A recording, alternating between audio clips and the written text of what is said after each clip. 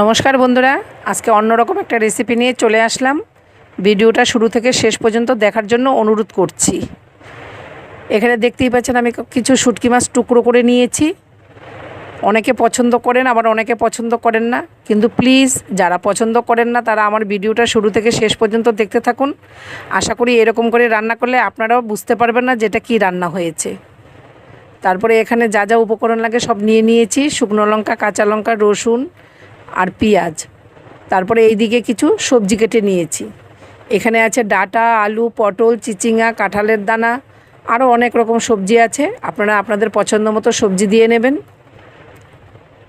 এবার আমি এর মধ্যে একটা মশলা করে নেব। দিয়ে দিলাম পেঁয়াজ কুচি, শুকনো লঙ্কা, কাঁচা লঙ্কা, রসুন।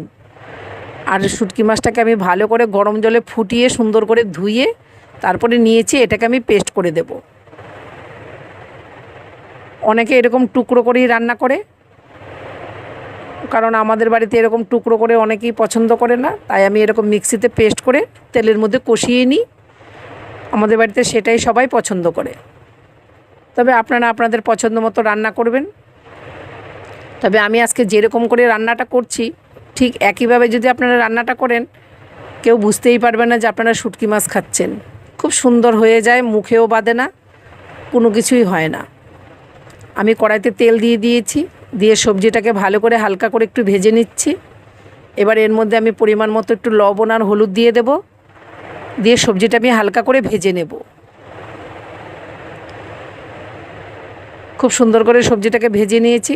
সামান্য অল্প একটু জল দিয়ে দিলাম, দিয়ে সবজিটাকে ঢেকে দেব যাতে সেদ্ধ হয়ে যায়। কিছুক্ষণ পর ঢাকনাটা তুলে সবজিটা দেখাচ্ছি। দেখুন অনেকটাই সেদ্ধ হয়ে গেছে, খুব সুন্দরভাবে সবজিটা সেদ্ধ হয়ে গেছে। এবার আমি একটা পাত্রে নামিয়ে নিয়েছি। তারপরে কড়াইতে আবারও তেল দিয়ে দিলাম, দিয়ে কুচানো পেঁয়াজ দিয়ে দিয়েছি। দিয়ে ভালো করে নেড়ে চেড়ে পেঁয়াজটা একটু লাল করে নেব। পেঁয়াজটা আমার অনেকটাই লাল হয়ে গেছে, দেখতেই পাচ্ছেন।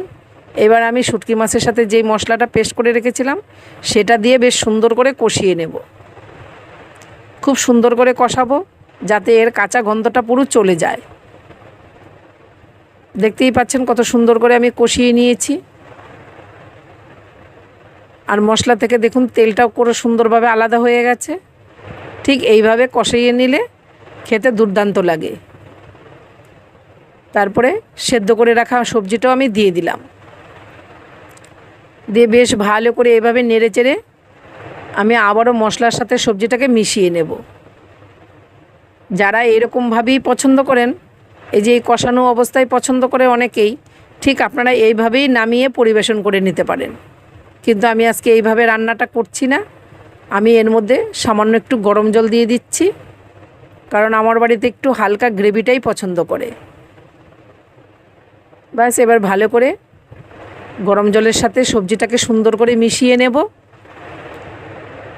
প্রত্যেকটা সবজি কি সুন্দর সেদ্ধ হয়ে গেছে দেখুন। ডাঁটা, আলু, পটল, কাঁঠালের দানা, প্রত্যেকটা সবজি সুন্দরভাবে সেদ্ধ হয়ে গেছে।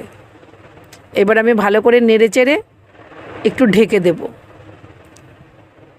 কিছুক্ষণ পর ঢাকনাটা তুলে আবারও দেখাচ্ছি। দেখুন ঠিক এইরকম গ্রেভিটাই থাকবে।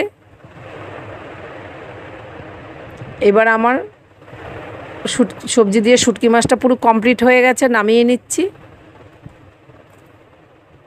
আপনারা প্লিজ বাড়িতে একবার এরকম করে ট্রাই করে খেয়ে দেখবেন।